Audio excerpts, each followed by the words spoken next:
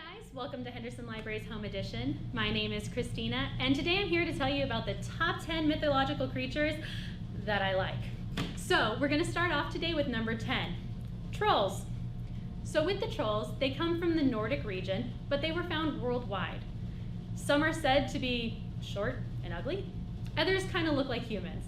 I think that's kind of cool, but my favorite part about trolls is when you find weird stone formations, they're said to be trolls that were hit by sunlight, so apparently they can't go out during the day. Number 9, we have kind of a tie here.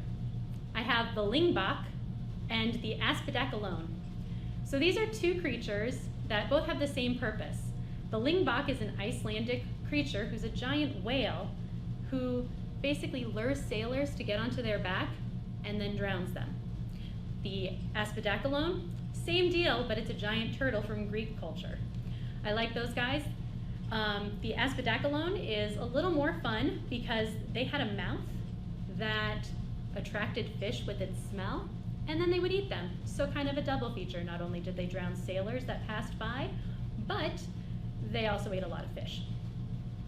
Number 8, we have a friendly mythological creature. This is the Pixiu. The Pixiu comes from China. This you might have recognized in some things. They are the ones with the head of a Chinese dragon, the body of a Chinese lion, and the feet of a qilin. These guys are the only helpful mythological creature I could find. And if you found any that had horns, those are really good for wealth. So keep your eye out for those guys.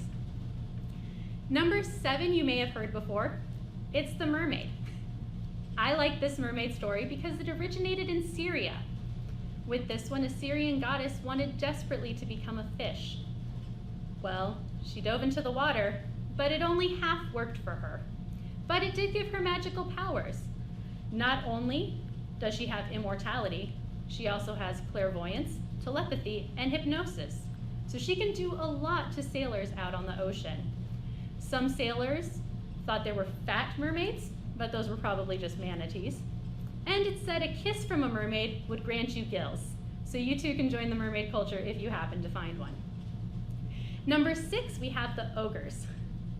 Ogres are found worldwide, and I want to tell you about some of my favorite, the Oni. Oni are ogres that are found in Japanese culture. They're a large, hideous, man-like beast. The Oni is the spirit of the dead there. So it's a wicked soul that becomes an Oni after death. The worst souls will become an Oni while they're still alive. So these are the bad folktale Oni. There is also a game you can play. I'm sure many of you have played Tag You're It. You can play a game called Onigoko, where instead of being it, you're the Oni. That means you just get to growl as you run around and chase other people. All right, number 5, we have our scary guy. This is the Headless Mule of Brazil.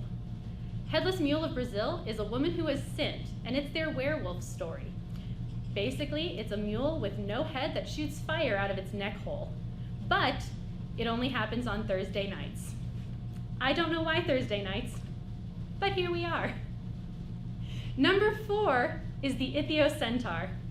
So I'm sure you've heard of the centaur. It's the half man, half horse, but the history of it's a little more fun. So the Greeks, who had never seen horses before, probably thought that men who were riding horses were centaurs.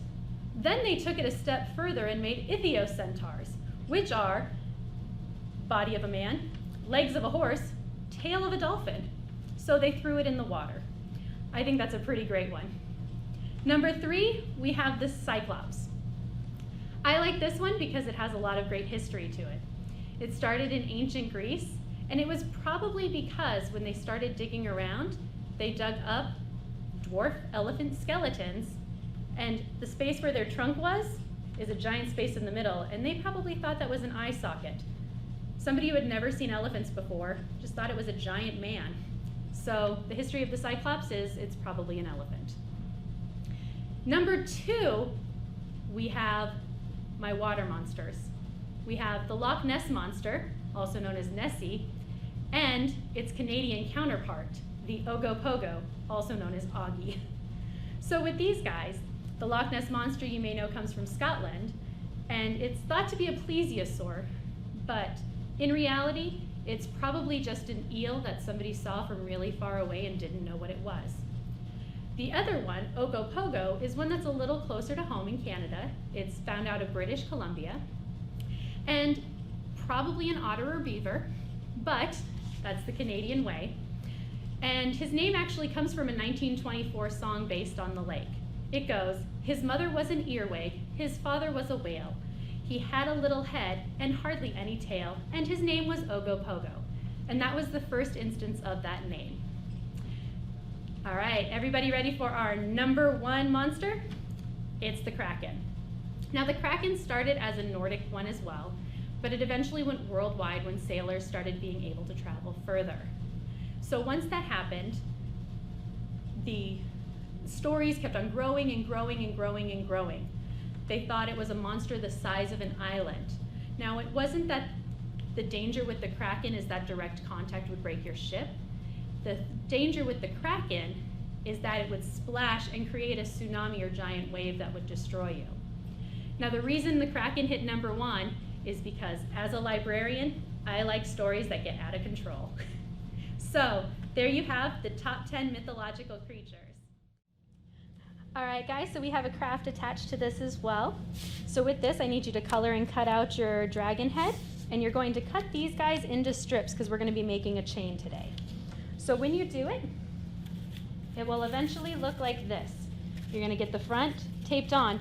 But what I'd like you to do with the chains is every mythological creature you learn, get its name on there for me. So you might need more paper in the end. But I want you to try and make the longest Chinese dragon you can with as many mythological creatures as you can.